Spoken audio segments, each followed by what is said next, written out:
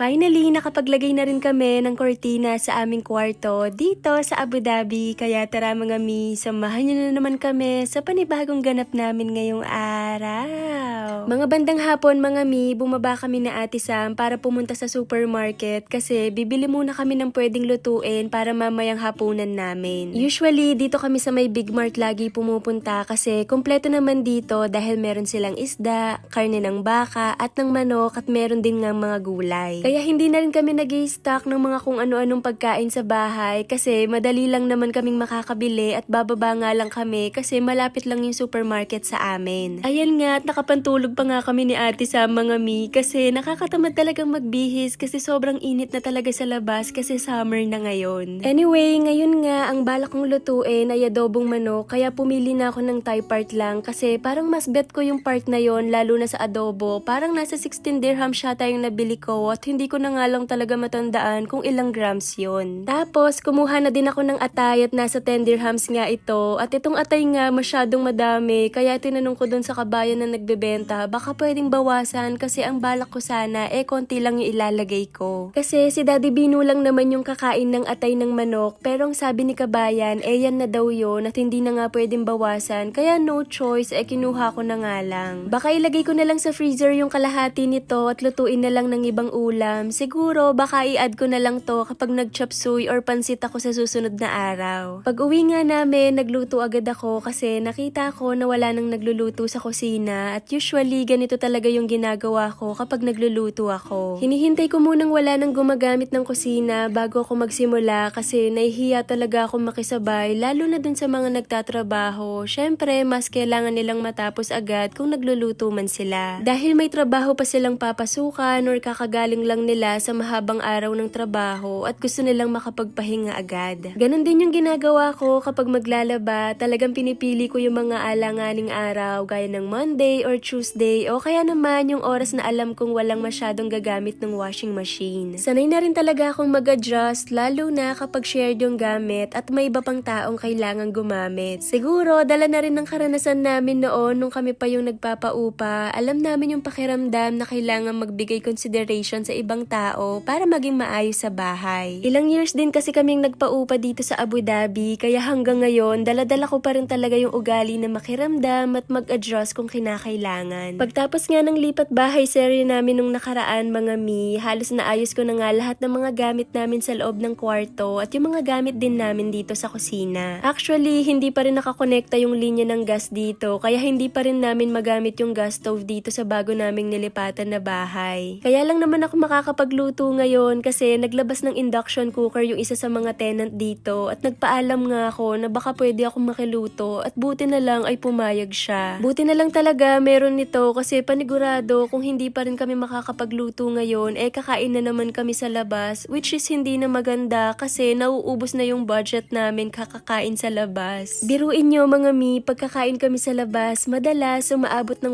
100 dirhams yung bill namin kasi nga apat kaming kumakain kaya hindi talaga kakayanin kung everyday na lang ay ganun. Isang meal pa lang yon mga miha, wala pa yung breakfast doon at saka yung lunch kaya hanggat maaari talaga kung kaya namang makapagluto magluluto na lang talaga ako para mas makatipid. After ko nga maisalang yung niluluto ko, nakita ko nga na walang nakasalang sa washing machine kaya nagsalang na din ako ng mga labahin ko para habang nagluluto ako natatapos na din yung mga labahin. Bumili nga rin pala ako kanina ng sabon na panlaba at ng Fabcon kasi naubusan kami ng detergent at may nakita nga ako na laundry detergent at sobrang bango nga niya mga mi kaya ang sabi ko susubukan ko. At hindi nga ako nagkamali kasi ang bango niya sa damit lalo na yung Fabcon din. Habang inihintay ko ngang matapos yung niluluto ko at yung sinalang ko na labahin, naisipan ko namang maglinis muna dito sa kusina kasi nakita ko na medyo madumi yung sahig kaya nagwalis at nagpunas muna ako. And fast forward mga mi, pagdating nga ng gabi, nakadating na din si Daddy Bino kaya ayan, asikasuhin na din namin yung paglalagay ng kortina. Bumili nga pala sila ni Basti ng curtain rod sa baba at iakyat na nga lang nila ito sa hagdan kasi hindi ito kakasya sa elevator. Actually, bumili na kami ni Ate Sam nung una pero kinapos nga yung binili namin na curtain rod kaya kinailangan pong bumili ng pandagdag nito at puputulin na nga lang ni Daddy to. Bali yung sukat ng kabuuan ng bintana namin dito